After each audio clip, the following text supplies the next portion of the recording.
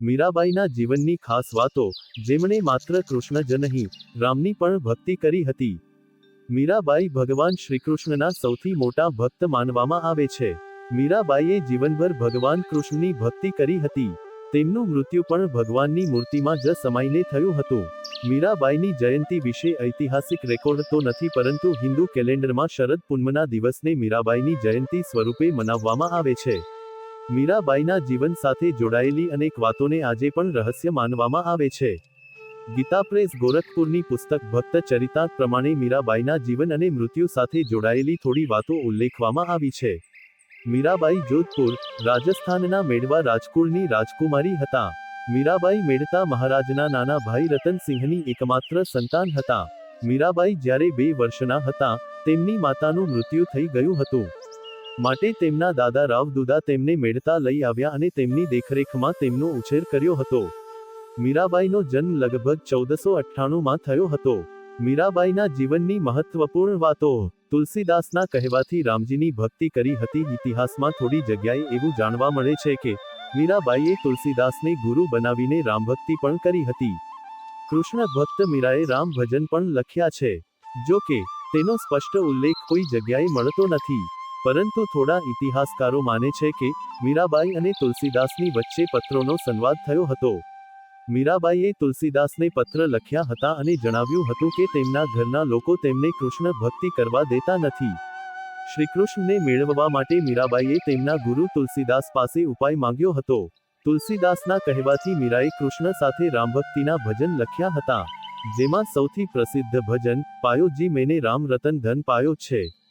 મીરાબાઈ બાળપણથી જ કૃષ્ણ ભક્ત હતા. જોધપુરના રાઠોડ રતનસિંહની એકમાત્ર પુત્રી મીરાબાઈનું મન બાળપણથી જ કૃષ્ણ ભક્તિમાં હતું. મીરાબાઈના મનમાં બાળપણથી જ કૃષ્ણની છબી વસેલી હતી. એટલા માટે જ યુવાનીથી લઈને મૃત્યુ સુધી તેમણે કૃષ્ણને જ પોતાના સર્વસ્વ માન્યા હતા. તેમનો કૃષ્ણ પ્રેમ બાળપણની એક ઘટનાના કારણે ચરમ પર પહોંચી ગયો હતો. બાળપણમાં એક દિવસ તેમના પાડોશમાં કોઈ ધનવાન વ્યક્તિને ત્યાં વરઘોડો આવ્યો હતો. બધી જ સ્ત્રીઓ અગાસીમાં જઈને વરઘોડો જોઈ રહી હતી. મીરાબાઈ પણ વરઘોડો જોવા માટે અગાસી ઉપર પહોંચી ગયા. વરઘોડાને જોઈને મીરાબાઈએ તેમની માતાને પૂછ્યું કે મારો વરરાજો કોણ છે? આ સવાલના જવાબમાં મીરાબાઈની માતાએ મજાકમાં જ ભગવાન શ્રીકૃષ્ણની મૂર્તિ તરફ ઈશારો કર્યો અને જણાવ્યું કે આ તારો વરરાજો છે. આ વાત મીરાબાઈના બાળમનમાં એક ગાંઠ જેવી સમાઈ ગઈ અને તેઓ કૃષ્ણને જ તેમના પતિ સમજવા લાગ્યા.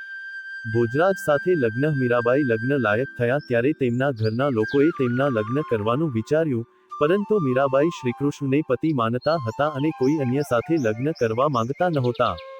મીરાબાઈની ઈચ્છા વિરુદ્ધ તેમના લગ્ન મેવાડના રાજકુમાર ભોજરાજ સાથે કરી દેવામાં આવ્યા હતા. મીરાની કૃષ્ણ ભક્તિ. પતિના મૃત્યુ બાદ મીરાની ભક્તિ દિવસે ને દિવસે વધતી ગઈ હતી. મીરા મંદિરમાં જઈને શ્રીકૃષ્ણની મૂર્તિ સામે કલાકો સુધી નાચતી રહેતી હતી. મીરાબાઈની કૃષ્ણ ભક્તિ તેમના પતિના પરિવારને ગમતી નહોતી. તેમના પરિજનોએ મીરાને અનેકવાર ઝેર આપીને મારવાની કોશિશ કરી હતી, પરંતુ શ્રીકૃષ્ણની કૃપાથી મીરાબાઈને કંઈ જ થયું નહીં. પતિના મૃત્યુ બાદ મીરા સાથે શું થયું? લગ્નના થોડા વર્ષો બાદ જ મીરાબાઈના પતિ ભોજરાજનું મૃત્યુ થઈ ગયું હતું. પતિના મૃત્યુ બાદ મીરાને પણ ભોજરાજ સાથે સતી કરવાનો પ્રયાસ કરવામાં આવ્યો, પરંતુ તેઓ સતી થવા માટે તૈયાર થયા નહીં. ત્યારબાદ મીર વૃંદાવન અને પછી દ્વારકા જતા રહ્યા હતા. ત્યાં જઈને મીરાબાઈએ કૃષ્ણ ભક્તિ કરી અને જોગણ બનીને સાધુ સંતો જેમ રહેવા લાગ્યા હતા. શ્રીકૃષ્ણમાં સમાઈને મીરાબાઈનો અંત થયો. જીવનભર મીરાબાઈની ભક્તિ કરવાના કારણે તેમની મૃત્યુ શ્રીકૃષ્ણની ભક્તિ કરતા જ થઈ હતી. માન્યતાઓ પ્રમાણે વર્ષ 1547માં દ્વારકામાં તે કૃષ્ણ ભક્તિ કરતા કરતા શ્રીકૃષ્ણની મૂર્તિમાં જ સમાઈ ગઈ હતી. વૃંદાવનની ગોપી મીરાબાઈ હતી તેવી માન્યતા છે. માન્યતા પ્રમાણે મીરા પૂર્વજન્મમાં વૃંદાવનની એક ગોપી હતી અને તે દિવસોમાં તે રાધાની મિત્ર હતી. તે મનમાં ને મનમાં ભગવાન શ્રીકૃષ્ણને પ્રેમ કરતી હતી. ગોપ સાથે લગ્ન થયા બાદ પણ તેમનો લગાવ શ્રીકૃષ્ણ પ્રત્યે ઓછો ન થયો અને કૃષ્ણને મળવાની તડપમાં જ તેમણે પ્રાણ છોડી દીધા હતા. ત્યારબાદ તે ગોપીએ મીરા સ્વરૂપમાં જન્મ લીધો હતો. તો મિત્રો, તમને આ વિડિયો કેવો લાગ્યો જરૂરથી કમેન્ટ કરજો. જો સારો લાગ્યો હોય તો વિડિયોને લાઈક અને શેર કરજો અને અમારી ચેનલને સબસ્ક્રાઇબ કરજો. વિડિયો અંત સુધી જોવા બદલ ખૂબ ખૂબ આભાર.